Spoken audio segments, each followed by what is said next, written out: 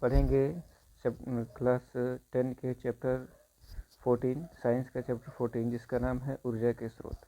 यहाँ पे मुख्य रूप से हम लोग पढ़ेंगे कि हम अपने दैनिक जीवन में ऊर्जा के किन किन स्रोतों का इस्तेमाल करते हैं, उन ऊर्जा के स्रोतों के इस्तेमाल से क्या लाभ है और क्या हानि है, क्या भविष्य में ये ऊर्जा के स्रोत समाप्त हो सकते हैं, अगर समाप्त होंगे तो फिर भविष्य में हम ऊर्जा के लिए ऊर्जा के किन स्रोतों पर आश्रित रहेंगे, किनका हम उपयोग करेंगे। जैसे इस चैप्टर का जो फर्स्ट पॉइंट है वो कह रहा है कि ऊर्जा के विभिन्न रूप हैं और ऊर्जा के एक रूप को दूसरे रूप में बदला जा सकता है।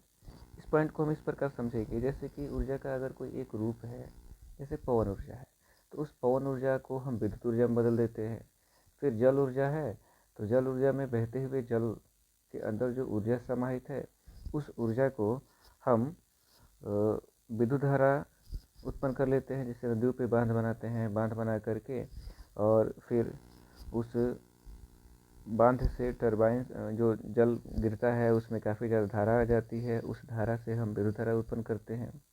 उसी तरीके से सूर्य का जो प्रकाश है उस सूर्य के प्रकाश को हम विद्युत ऊर्जा में बदल देते हैं। तो यहाँ पे जो पहला पॉइंट लिखा हुआ है कि ऊर्जा के विभिन्न रूप हैं और ऊर्जा के एक रूप को दूसरे रूप में बदला जा सकता है, वो बिल्कुल सही है। फिर दूसरा पॉइंट जो आपको कह रहा है कि ऊर्जा का स्रोत एक लंबी अवधि तक सुविधाजनक रूप से ऊर्जा की पर्याप्त मात्रा प्रदान करता है। ठीक है, ऊर्जा के जो स्रोत हैं वो लंबे समय तक और आसानी से रह करके अगर हमें ऊर्जा प्राप्त करते हैं तो हम उसे एक उत्तम ऊर्जा स्रोत के रूप में मानते हैं। फिर यहाँ पे अगला पॉइंट हम लोग देखेंगे कि आखिर जो हम ऊर्जा का इस्तेमाल करते हैं तो किन किन कामों में है, ऐसे कौन कौन से काम हैं जिनके लिए हम ऊर्जा का इस्तेमाल करते हैं। ठीक है, तो हम अपने दैनिक जीवन के कुछ प्रमुख कार्य हैं जिसके लिए हम ऊर्जा का इस्तेमाल करते हैं। जैसे खाना बनाने के लिए, आप सबके घरों में खाना बनता है और खाना बनाने के लिए हम लकड़ी, कोयले या एलपीजी गैस या फिर विद्युत का इस्तेमाल करते हैं। फिर दूसरा है प्रकाश उत्पन्न करने के लिए, हम रात के समय प्रकाश उत्पन्न करने के लिए बल्ब जलाते हैं, दीपक जलाते हैं। तो इन सभी में हम किसी न किसी ऊर्जा स्रोत का इस्तेमाल कर रहे होते हैं। फिर तीसरा पॉइंट है यातायात के लिए, हम यहाँ से वहाँ आने जाने के लिए वाहनों का इस्तेमाल करते हैं, हवाई जहाज़ का इस्तेमाल करते हैं। ये वाहन और हवाई जहाज़ों में हम विभिन्न प्रकार के ईंधनों का इस्तेमाल करते हैं जो कि उस वाहन को चलने के लिए ऊर्जा प्रदान करते हैं। फिर अगला है मशीनों को चलाने के लिए। आजकल मशीनीकरण का युग है, विभिन्न प्रकार के कल कारखानों को चलाने के लिए, विभिन्न प्रकार के यंत्रों को चलाने के लिए, विभिन्न प्रकार के मशीनों को चलाने के लिए हम उसमें विभिन्न प्रकार की ऊर्जा का इस्तेमाल करते हैं। फिर है उद्योग एवं कृषि कार्य में, जैसे खेत जोतना है तो फिर ट्रैक्टर की आवश्यकता है, उस ट्रैक्टर को चलाने के लिए उसमें डीजल डाला जाता है। ठीक है, इसी तरीके से बड़े बड़े जो उद्योग हैं, बड़ी बड़ी कंपनियां हैं, उनमें बड़े बड़े मशीन होते हैं, उन मशीनों को चलाने के लिए हम विभिन्न प्रकार के ऊर्जा के साधनों का इस्तेमाल करते हैं। तो इन सभी कार्यों में हम ऊर्जा का इस्तेमाल करते हैं। ठीक है, इन सभी कार्यों को करने के लिए हमें ऊर्जा की आवश्यकता होती है। फिर यहाँ पे अगला प्रश्न आ जाएगा कि ऊर्जा के जो उत्तम स्रोत है उनके लक्षण क्या हैं। जैसे किसी हम ऊर्जा का उत्तम स्रोत कहेंगे, उसमें कौन कौन से गुण होने चाहिए, किस आधार पर उसको ऊर्जा का उत्तम स्रोत माना जाएगा।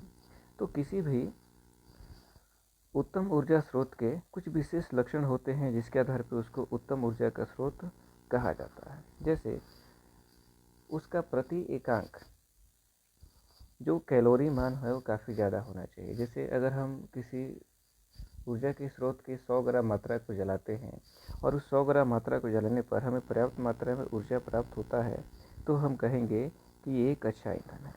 और फिर एक दूसरा ईंधन है जिसके 100 ग्राम मात्रा जलाने पर भी पर्याप्त मात्रा में ऊर्जा नहीं उत्पन्न होती है, तो हम कहेंगे कि यह ऊर्जा का उत्तम स्रोत नहीं है। तो उत्तम ऊर्जा स्रोत का जो पहला लक्षण है वो है कि प्रति एकांक द्रव्यमान में काफ़ी ज़्यादा कैलोरी मान होना चाहिए, यानी कि 100 ग्राम मात्रा जलाए तो काफ़ी ज़्यादा मात्रा में हमको ऊर्जा प्राप्त हो गई। दूसरा और सबसे इम्पोर्टेंट पॉइंट है कि सस्ता हो और सुलभ हो। जी बिल्कुल, हम जो ऊर्जा के साधन का इस्तेमाल करते हैं उसमें जो सबसे महत्वपूर्ण बात है कि वह ऊर्जा स्रोत सस्ता होना चाहिए, तभी तो सभी लोग उसको इस्तेमाल करेंगे, और सरलता से सुलभ हो। ऐसा ना कि सस्ता मिलता हो लेकिन आसानी से मिलता ही ना हो, उसको दूर से लाना पड़ता हो या फिर आसानी से बाज़ार में उपलब्ध ही ना हो, तो दोनों ही बातें होनी चाहिए, सस्ता भी होना चाहिए और सुलभ भी होना चाहिए। तीसरा है कि उसके भंडारण और परिवहन आसान होने चाहिए, यानी कि आसानी से उसको इकट्ठा किया जा सके, आसानी से उसको एक जगह से दूसरी जगह पहुंचाया जा सके, लाया जा सके, ले जाया जा सके, तो भंडारण और परिवहन होना चाहिए आसानी से। अगला है कि उसको प्रयोग करना आसान हो, सुरक्षित हो। ऐसा ना हो कि सस्ता तो है, आसानी से मिल तो जाता है, लेकिन इस्तेमाल करने में कठिनाई है, प्रयोग करने में कठिनाई है, सुरक्षित नहीं है, खतरनाक है, इस्तेमाल करने से कोई दुर्घटनाएं घट सकती है, तो ऐसा गुण उसमें नहीं होना चाहिए। और सबसे महत्वपूर्ण बात कि उसके इस्तेमाल से पर्यावरण प्रदूषण न होता हो, है ना, बड़े पैमाने पर पर्यावरण को कोई क्षति या कोई नुकसान न होता हो। तो ये सारे गुण जिस ईंधन में होंगे उस ईंधन को हम आदर्श ईंधन कहते हैं। ये कहीं ना कहीं ईंधन के अच्छे गुण हैं, ऐसे लक्षण वाले जो ईंधन होते हैं उसको हम उत्तम ईंधन मानते हैं, उसे एक अच्छा ईंधन के रूप में जाना जाता है। फिर अगला परिभाषा आ गया कि ईंधन क्या है। जी बिल्कुल, ईंधन क्या है? तो जैसा कि हम लोग पहले से जानते हैं कि कोई भी पदार्थ जो जल करके पर्याप्त मात्रा में ऊष्मा और प्रकाश उत्पन्न करता है उसे हम ईंधन कहते हैं।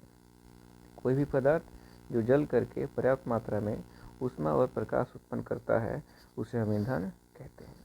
फिर अगला टॉपिक आप यहाँ पे देख रहे हैं कि अच्छा ईंधन किसे कहते हैं, अच्छे ईंधन के क्या गुण हैं। तो फिर वही जो ऊर्जा के उत्तम स्रोत के गुण थे वही गुण हम लोग यहाँ पे भी अपनाएंगे, जैसे उच्च कैलोरी माप होना चाहिए, कोई हानिकारक धुआं या गैस उत्पन्न नहीं करता हो, मध्यम ज्वलन ताप होना चाहिए, यानी कि न तो वो बड़े कम ताप पे जले और न ही उसको जलाने के लिए काफ़ी बड़े पैमाने पर टेम्परेचर की आवश्यकता हो। उसका प्रज्वलन ताप सामान्य होना चाहिए, नॉर्मल टेम्परेचर पर वह आसानी से जल जाए, ऐसा गुण उसमें होना चाहिए।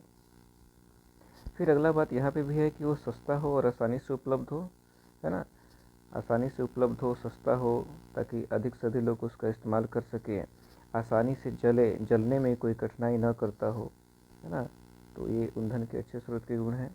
फिर भंडारण और परिवहन आसान हो, यह ईंधन के अच्छे गुणों में आते हैं। तो आज के वीडियो में इतना ही, इसके आगे की चीज़ें हम लोग अगले वीडियो में जानेंगे। तब तक के लिए